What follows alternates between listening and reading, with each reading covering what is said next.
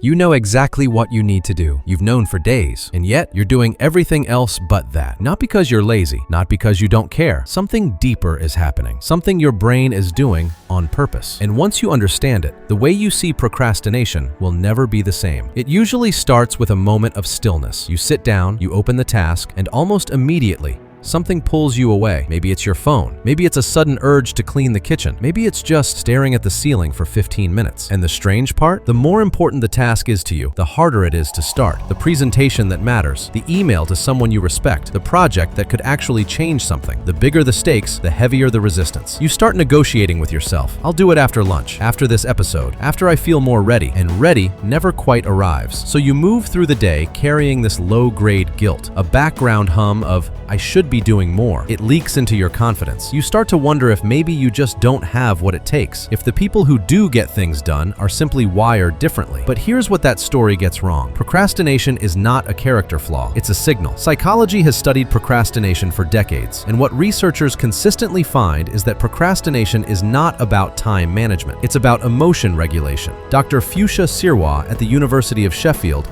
found that procrastination is fundamentally an attempt to escape negative feelings in the present moment, not to avoid the task itself, but to avoid how the task makes you feel, the discomfort of uncertainty, the fear of judgment, the anxiety of caring too much about getting it right. Your brain isn't being lazy, it's doing its job, protecting you from emotional pain. The problem is, it's using a short-term fix for a long-term cost. And understanding why, that's where everything changes. Your brain has two systems that are often in tension. The limbic system, the emotional brain, ancient, fast, reactive. It scans for threat, it seeks comfort, it wants relief now. And the prefrontal cortex, the rational brain, the part that plans, that sets goals, that thinks about tomorrow. When you sit down to do a meaningful task, the limbic system often fires first. It reads the uncertainty of the task as a mild threat. What if I fail? What if it's not good enough? And it sends a simple instruction, avoid. This is called the emotional override. The prefrontal cortex knows what you need to do, but the limbic system decides how you feel about doing it, and feeling wins in the short term. Here's a simple model. Think of your emotional tolerance like a thermostat. Every task has a discomfort temperature. The higher the stakes, the higher the heat. When the temperature rises above what you can hold,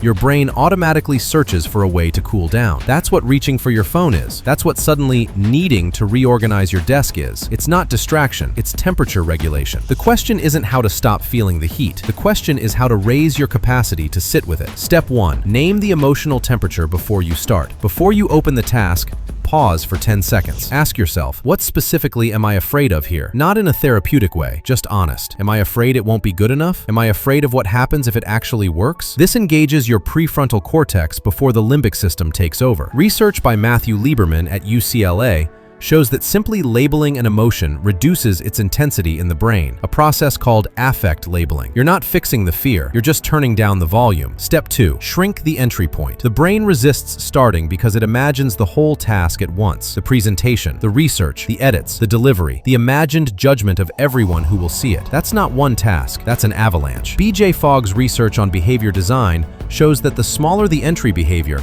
the lower the activation energy required. So you don't write the report, you write one sentence. You don't clean the whole house, you put 3 things away. The goal isn't to trick yourself, it's to give your nervous system a temperature it can actually handle. Once you start, momentum changes the equation. Step 3. Separate identity from outcome. A lot of procrastination lives here, in the belief that the quality of what you produce reflects the quality of who you are. If the project fails, you fail. If the draft is bad, you are bad. This is called contingent self-worth in psychology, and it dramatically increases avoidance behavior because the emotional stakes of any single task become enormous. The practice is simple, but not easy. Remind yourself that effort is the variable you control, not outcome. Write in your notes before you start, this task is not a test of my value as a person. It sounds simple, but for a brain running on contingent self-worth, it's a meaningful interruption. Step 4. Build a transition ritual. High performers don't rely on motivation to start, they rely on cues. Your brain is exquisitely sensitive to environmental signals. A specific routine before work,